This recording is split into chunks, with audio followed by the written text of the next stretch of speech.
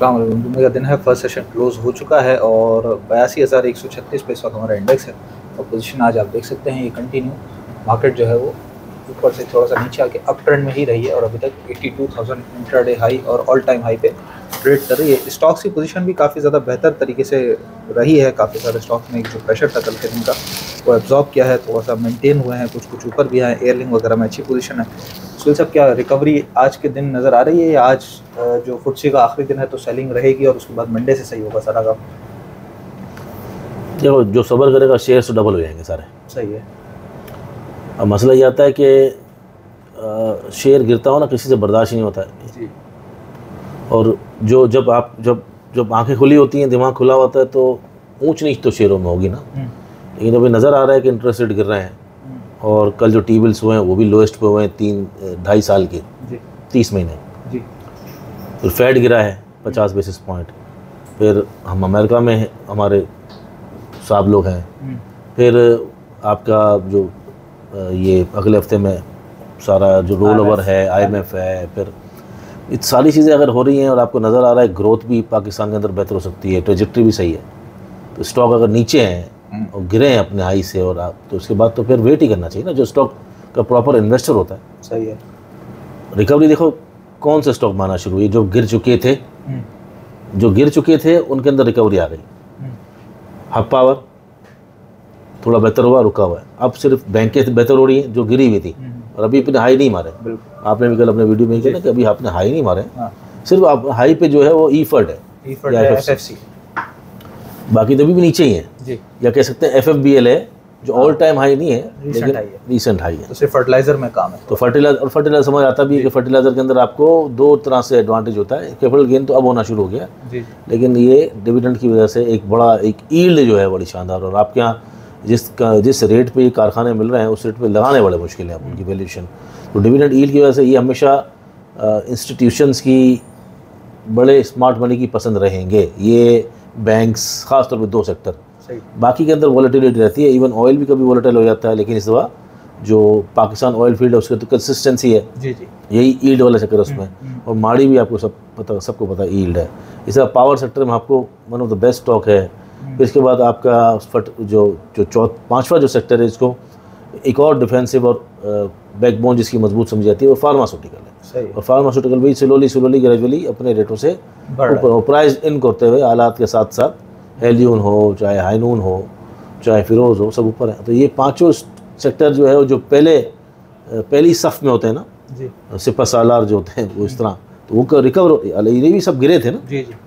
अब जो गिरे हैं उसके बाद ऑटो, ये उसकी बारी आएगी क्योंकि इंटरेस्ट रेट कम होगा और तो इकोनॉमी बेहतर होगी तो वो तमाम सेक्टर जिनके अंदर फाइनेंशियल चार्जेस लगते हैं या जिनको डेंट पड़ता है इकोनॉमिक स्लोडाउन से, वो चलेंगे। सही।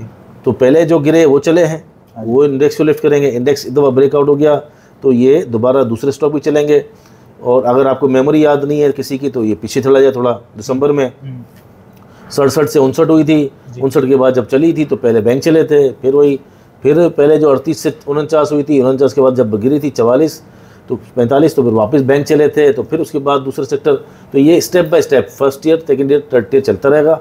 इसके अंदर बस आपने एक ही काम करना होता है, अपने पैसे से करना होता है। जो स्टॉक्स हो वो आपने ऐसे लिए हों कि आपको पता है कि उनके रिजल्ट अच्छे हैं, उनकी ग्रोथ है या फिर उनके अंदर कोई डिविडेंड है। तो इस तरह के स्टॉक्स अगर लेंगे तो भी दूसरा तो सब्र होता है। पूरे साल के अंदर जो रिटर्न है उसके हिसाब से चीज़ें सही चल रही होती हैं, लेकिन 1 दिन 2 दिन 5 दिन के अंदर जो एक्सपेक्टेशंस है वो पूरी उस पर नहीं उतरती है बस। सही। तो अभी वैसे कल के जो एक गिरावट के साथ बंद हुई थी मार्केट, तो आज कुछ एब्जॉर्ब होती हुई नज़र तो आ रही है। तो फर्स्ट सेशन कुछ बेहतर नज़र आ रहा है।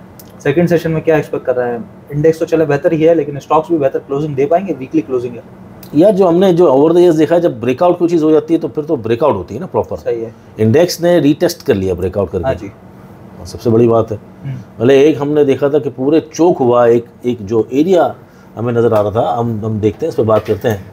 जब हम एक पूरे एरिया को देखते हैं कि नहीं यार ये इतने अरसे से फंसा हुआ था इस जगह पे और इंडेक्स फंसा हुआ, हम टेक्निकली देखते हैं ना चीज़ों को। देखो आपके सामने है ना, अगर हमने इस लेवल से पकड़ के थोड़ा बड़ा करें तो कैंडल्स नजर नहीं। हाँ, इसको अगर हम पकड़ के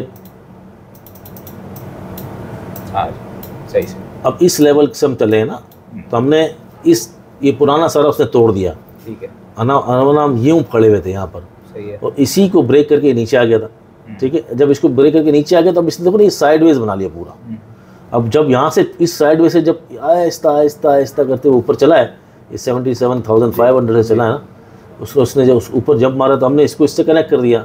मूव तो बन गई ना, बॉटम टॉप बॉटम, और इसी का अगर हम अब टॉप देखें तो ये मैं इसके पहले अलग है, मैं वीडियो बना चुका हूँ, रील भी बना चुका हूँ, और डॉक्टर साहब के साथ भी मैंने एक दफ़ा बना के बता दिया था कि ये जा रहा ये जो जा रहा है ये चैनल अब हम जाएंगे इसके टॉप पे इवेंचुअली, क्योंकि हम इसका टॉप देख चुके हैं। इसका जो टॉप है वो बनता है तकरीबन 90, 92, 93, थोड़ा दूर जाता रहेगा तो 94। अब ज़रूरत एक दिन तो नहीं चलाएगा, एक दिन के अंदर स्लो यूँ करता हुआ अगर जाएगा, ये जो पैटर्न होते हैं इस तरह के, इस तरह जाता है। अगर टॉप कोई भी चीज़ यूँ आती है तो अगर वो इस तरह जाता है तो हम 94,000, 93,000, 95,000, वही एग्जैक्टली इस तरह मैंने कहा था दिसंबर में है। अब जब 84,000 के ऊपर मार्केट खड़ी हो जाएगी या 83,000 खड़ी हो जाएगी तो पहले आपका जो टॉप टियर सेक्टर है वो अपने हाइस पे जाएंगे या टॉप पे जाएंगे। साथ साथ छोटे स्टॉक, दूसरे स्टॉक्स, मतलब अब बैंक इस्लामी पे चल जाएगा, 2 रुपये चल जाएगा, फैसल बैंक 3-4 पे चल जाएगा, मिजान बैंक 15 रुपये बढ़ जाएगा, तो सेक्टर के साथ दूसरे स्टॉक भी चलना शुरू हो जाएंगे। देन वो कहीं ऐसा लगेगा नहीं अब थोड़ा प्रॉफिटिंग आ रही है, पूरा दूसरा सेक्टर ऑटो ये वो रिजल्ट, सितंबर क्लोजिंग की एक्सपेक्टेशंस, इस तरह चलेगा चीज़ें। ठीक है। तो अच्छा, ये एक बात की जाती है, आप भी बड़ी बात करते हैं प्राइस अर्निंग मल्टीपल पे। आज एक रिसर्च रिपोर्ट भी आई है, मीज़ान बैंक कोई 3.5 पौने 4 के मल्टीपल पे मिल रहा है। फिर आप हमारे ग्रुप पे, व्हाट्सएप ग्रुप पे बता रहे थे कि हमारी मल्टीपल के हिसाब से इस वक्त 8.5-9 रुपये पे है, उसी के कंपेरिजन पाको जो है वो आधे मल्टीपल में मिला। तो मल्टीपल क्या होता है, किस तरह देखते हैं मल्टीपल से कैसे कंपैरिजन? सबसे पहले तो देखो, एक तो बात ये याद रखिएगा, हम ब्रोकर्स और एडवाइज़र जो होते हैं ना, वो हमारा स्टेक इतना होता नहीं। पब्लिक का पैसा होता है तो पब्लिक को हम समझा सकते हैं आराम से, फैसला होने करना होता है, सब्र होने करना होता है, हमें कुछ नहीं करना होता। सही है। तो हम ये बता सकते हैं भाई जो हमारा ओपिनियन हम जो देख रहे बता रहे हैं। जो माड़ी का जो रेट आ रहा था ना वो एक्स के बाद, टैक्स कटने के बाद जो आज का रेट है, कल का जो रेट था 457, वही है 457। तो 457 पे जो रेट बन रहा था सब किस्म का टैक्स काटते वो बन रहा था 3850, इंक्लूडिंग डिविडेंड वगैरह सब 3850 रुपये। तो जो एक्स क्लोजिंग हुई थी वो 3550 गाली पहुंची, तो वहाँ से भी 10% बढ़ा हुआ था। और सबसे बड़ी बात ये है कि जब हमने कहा कि यार इसको बेचें, और तो सिर्फ ओरिजिनल बेचना था। अब मैंने क्यों कहा था, एक तो ये कि वो बहुत ज़्यादा बढ़ा हुआ था, ठीक है। दूसरा ये, अगर हम माड़ी पे आते हैं, इधर आना पड़ेगा थोड़ा आपको। माड़ी की जो ये अर्निंग है ना, जी, इसकी ग्रोथ है, मतलब पिछले साल 2023-2024 मतलब ग्रोथ नज़र आ रही है। मतलब पिछले साल 480 रुपये, 420 रुपये कमाए थे, इस साल 580, मतलब 1000 में, तो डिवाइड बाई 2 500। अगर इसी को स्प्लिट करेंगे 9 से तकरीबन 60 बनेगा, ऑलमोस्ट 60। तो प्राइस अर्निंग मल्टीपल बनता है तकरीबन 9, जिस रेट पे आज ये है 9। अगर इसको हम दो एग्जैक्ट फिगर देखें तो ये रिजल्ट बता रहा है यहाँ पर कि सेक्टर मल्टीपल जो इसका चल रहा है वो अभी क्योंकि अपडेट नहीं हुआ ना, ये शायद इसलिए बता रहा है। लेकिन मैं आपको जो जेन्युइन बताया वो यहीं से बताया कि अगर आप इसकी अर्निंग आज की देखेंगे कि वो आपको ये डाइल्यूट करनी पड़ेगी 9 के अंदर, मतलब स्प्लिट करनी पड़ेगी ना, 9 शेयर हो गए ना एक के, तो 9 के हिसाब से अगर आप 500 रुपये एवरेज अगर डिवाइड करेंगे तो वो आपका तकरीबन 60 के करीब बनेगा, 60-55 इस तरह समथिंग बनेगा। सही है, सही। और अगर ये ग्रोथ रहती है जिस तरह ग्रोथ चल रही है, जैसे 420 से इसने 580 कमाए, तो ग्रोथ रेट 30% 40% है। ठीक है। तो अगर ग्रोथ रेट 30-40% भी देखते हैं तो 80 रुपये पे अर्निंग जा सकती है पूरे साल की। सही है। अब 80 के हिसाब से इसका रेट काउंट होगा। 80 का कितनी दफ़ा 80 को मल्टीप्लाई करेंगे तो एक साल बाद क्या इसका रेट बनेगा? क्या इसका रेट 800,000 रुपये हो सकता है? क्या 600 रुपये हो सकता है?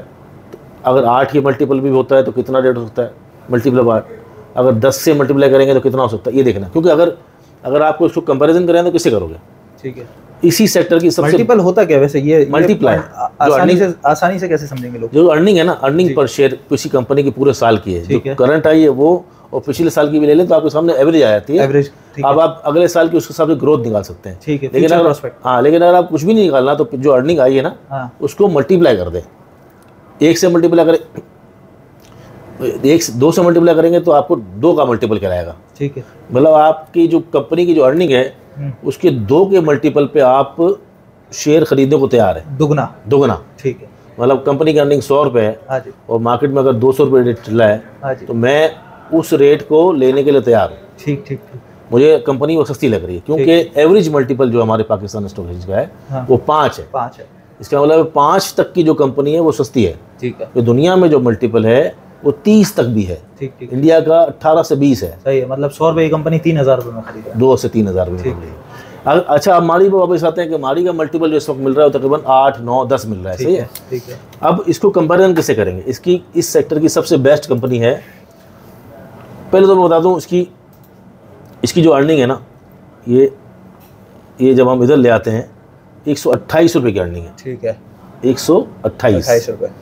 128 रुपये का मतलब होता है कि कंपनी एक साल में 128 रुपये कमाती है और उसके जो मल्टीपल के हिसाब से उसका रेट चल रहा है। हाँ जी। लेकिन जो उसका रेट चल रहा है वो चल रहा है 612 रुपये, मतलब ऑलमोस्ट 4 के मल्टीपल में। 4 के मल्टीपल पे 4 कहेंगे ना, 4, 4.5 तकरीबन 4.5। और ये लिखा हुआ भी है 4.5, देखो इधर लिखा हुआ भी 4.5 ये।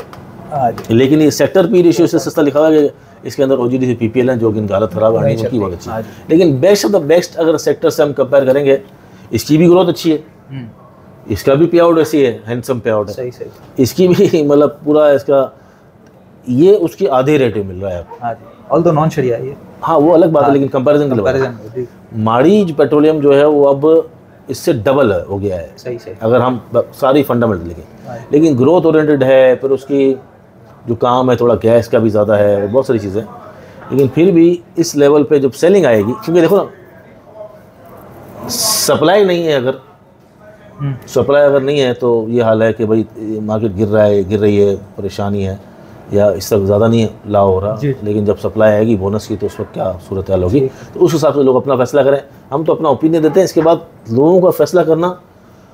कोई भी नुकसान भरने नहीं आएगा, सही बात, और कोई नफ़ा मांगने नहीं आएगा। तो इसलिए रो लो ना, दीवारों पर पत्थर भी मार लोगे ना, सर टकरा भी लोगे ना, फिर इसके बाद किसी पे कंधे पे रख के बंदूक चलाओगे ना, फ़ायदा कोई नहीं आती। फिर वो पंच याद आएगा ना अगर, तो अपने मुंह पे मार लेना। गलती कारोबार के अंदर गलती की सज़ा मिलती है, गलती की तलाफ़ी नहीं होती है, कोई बोला माफ़ कर दिया। कारोबार के अंदर गलती की सज़ा मिलती है, वो भुगतना पड़ती है पैसे नुकसान की सूरत में। तो इसलिए जो फैसला करना है पब्लिक ने खुद करना है। ठीक है भाई, हमारा अपना ओपिनियन आप लोगों को मिल गया, कैलकुलेशन मिल गई, सारी बातें मिल गई। बाकी जैसा आप लोगों को बेहतर लगे। एयरलिंक के बारे में बताइए सुहेल साहब। एयरलिंक बड़ी स्पीड से 120 का 130 हो गया है अभी फर्स्ट सेशन भाई। 4 पे डिविडेंड के साथ जो इन्वेस्टर लोग हैं उनको तो इतना मसला नहीं आया होगा, लेकिन जो इसने आज अपने आप को बिल्कुल ठंडा किया ना, जैसे कहते हैं ना लाश ठंडी कर दी पूरी। हाँ, वो क्या बात है। ये देखें, ये पहला जो चैनल बना हुआ था, पुराना चैनल जो आ रहा था ना पीछे से, हाँ जी, उसको इसने ऑनर करते हुए कभी तोड़ा नहीं था। और इसी पे कंसोलिडेशन जब इसने बूस्ट किया, एक दफ़ा फिर 2 दफ़ा 2 जगह पे टकराया, और फिर साइकोलॉजिकल नंबर भी था 150 रुपये, फिर बहुत ज़्यादा ओवरबोर्ड था, चले जा रहा था। तो और दूसरा इसके अंदर फिर जो अर्निंग और ग्रोथ आ रही है ना, उसकी वजह से कॉन्फिडेंस भी बहुत है लोगों को अब इस पर। हाँ जी। और इसने जो रेट डबल कर दिए, फिर IPO वाले रेटों को भी 1.5-2 साल में डबल कर दिया, तो कॉन्फिडेंस बढ़ाया था ऐसी कंपनियों पे। तो इसके अंदर लोग इन्वॉल्व भी बहुत हैं। अब इसके बाद इसने ये चैनल के बॉटम पे आया, वहाँ बड़ा इसने कोशिश करी संभलने की, लेकिन वो संभल नहीं सका। और उसके बाद इसने पिछले अपना जो बहुत अच्छा सपोर्ट एरिया था, एक ये है, और उसके बाद एक 12 रुपये का है, ये ब्रेकआउट एरिया था, यहाँ सपोर्ट ली है, और अपने आप को सपोर्ट से वापस ला के अब जिस लेवल पे ये है, अभी भी ये अप ट्रेंड के चैनल में नहीं है, ये डाउन ट्रेंड के चैनल को सिर्फ और सिर्फ तोड़ के अगर ऊपर आएगा तो 133 के ऊपर, 134 के ऊपर बुलिश 35 रुपये आप समझ लें कि सही मायनों में कंफर्मेशन रहेगी। ठीक है, अभी इस वक्त मतलब जैसे अभी किसी ने नीचे खरीदा है तो वो बेच दे, क्या करें? 132-30 तो बेचता ही रहना उसको, फिर वो वापस शायद नीचे मिल जाए 125 में मिले, क्योंकि इस लेवल पे इसको फिर एक नया कंसोलिडेशन फेज बनाना पड़ेगा। चाहिए, और उसके बाद जब ऊपर जाएगा इंशाल्लाह तो फिर वो एक नया चैनल भी बन सकता है उस वक्त। ठीक है, मतलब आज का कैप लगाना जरूरी है तो कंफर्मेशन होगी, सही मायनों में। हाँ, और लगा भी सकता है, ना भी लगाए तो साथ जितना अगर फर्ज करें नीचे से लिया हुआ, नहीं लिया हुआ, ऊपर का लिया हुआ होल्ड करें, कोई प्रॉब्लम नहीं। ग्रोथ ओरिएंटेड कंपनी है, पे आउट भी करती है अब तो। सही। और अगर आपने आज लिया है तो फिर आज उसको थोड़ा 130-31 में बेचें। ठीक है, इसके बाद जो है वो सही है। ठट्टा सीमेंट पिछले जुम्मे बड़ी स्पीड से एकदम से कैप लगाया था, फिर नीचे बंद हुआ था, आज फिर जुम्मा है और आज फिर कुछ 56-57 रुपये की तरफ बढ़ रहा है ये। तो इसमें क्या जुम्मे का दिन कोई मुबारक दिन बन गया इसके लिए, क्या है? ठट्टा सीमेंट में देखो एक बात ये है कि किसी ने शेयर लेने तो होते हैं ना। सही है। ये देख रहे हो आप, ये कोई आया था माल लेके चला गया। कहाँ पे? हाँ जी, ठीक है। हाँ, वॉल्यूम बनना है अच्छे खासे। ये आया माल लेके चला गया, और अभी तो देखो ना, ये जो माल ले गया वो डिस्ट्रीब्यूट नहीं हुआ, इसका मतलब है कि इंटरेस्ट मौजूद है, लोग अपने उसमें पोर्टफोलियो लगा, और 20-22 लाख का माल लेके चला गया, बस चला गया चुपचाप। अब वो जब माल ही शॉर्ट हो जाएगा, कोई 4-3 करोड़ का फ्री फ्लोट है, ठीक है, ज़रा बात है, जब जब इसकी अर्निंग आएंगी, इसके बारे में खबरें आएंगी, कुछ भी आएंगी, जब पब्लिक लेने भागेगी या कोई और लेने भागेगा तो उस वक्त तो 70 रुपये का होगा, तो वो निकाल के बेच रहा होगा ये वाला 80 रुपये वाला। सही है। तो इस ऐसी जो आइटम, पक्की आइटम होती है जिसमें इतनी सारी अर्निंग हो, ये देखो ना इसके अंदर हुआ क्या सिर्फ यहाँ पर जब इसका जो नए रेट थे ना, यहाँ पर ये सस्टेन नहीं कर सका, हालांकि अर्निंग इसको जस्टिफाई कर रही थी, लेकिन चैनल का टॉप जस्टिफाई नहीं कर रहा। उसके बाद क्या किया, बॉटम पाया, नीचे इसने अपने आप को जमा किया, यहाँ पर ये 48 इस लेवल को सपोर्ट भी बनाया, इस लेवल को सपोर्ट बनाया। अब 2 दिन से 56 रुपये का, 56-57 का ये डबल टॉप का एरिया है, इसको क्रॉस करेगा इंशाल्लाह नए रेट। लेकिन जो ऊपर लेके फंस जाता है तो ऐसी कंपनियों में नीचे क्यों नहीं लेता है, प्रॉब्लम ये है ना कि ऐसी क्या मतलब 62 पे ले रहे हैं, 50 पे नहीं ले रहे हैं, 15-16 रुपये अर्निंग कंपनी की है तो क्यों नहीं ले रहे। तो ये इसमें 1 रुपये डिविडेंड भी है, फिर 57-56 वो हो गया है, उन्होंने एवरेज रेट पे आ गया है। इंशाल्लाह अगर इसी तरह चलता रहा और इस चैनल का जो पिछला चैनल है उसका टॉप बन रहा है 68 रुपये, जो नया चैनल है उसका टॉप बन रहा है 72 रुपये, इस टारगेट को लेके होल्ड कर सकते हैं। सही है। मार्केट की क्या स्ट्रेटजी बन रही है अभी, आप क्या बता रहे हैं आज के दिन के? यार आज तो बेहतर नज़र आ रही है, कुछ अक्रॉस द बोर्ड कुछ एक्टिविटी नज़र आ रही है मुझे। हमें तो सिर्फ और सिर्फ ये 5000 पॉइंट में सिर्फ एक तो मीज़ान, UBL में MCB या OGDC, माड़ी, फॉल ये नज़र आ रहे थे, लेकिन आज कुछ नज़र आ रहा है हमें, कुछ चीज़ें प्लस भी नज़र आ रही हैं, कुछ में कहीं ठहराव आया, कहीं किसी के पाँव टिके हैं, जैसे एयरलिंक है, फ्री फॉल था 150 से लेकर खास तौर पर 142 से लेकर तो 30 रुपये निकल गए एक आइटम में से जी।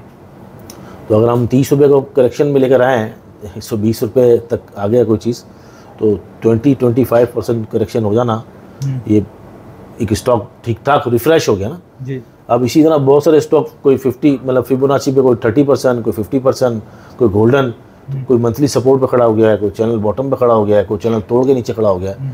तो अपॉर्चुनिटीज़ तो हैं, जहाँ जिन आइटम में वॉल्यूम लगे उसके अंदर ट्राई करनी चाहिए, बैंक करके काम करना चाहिए। अगर आपके पास स्टॉक्स रखे हुए हैं और डर है तो होल्ड करें, कोई प्रॉब्लम वाली बात नहीं, तमाम इंडिकेटर्स पॉजिटिव हैं।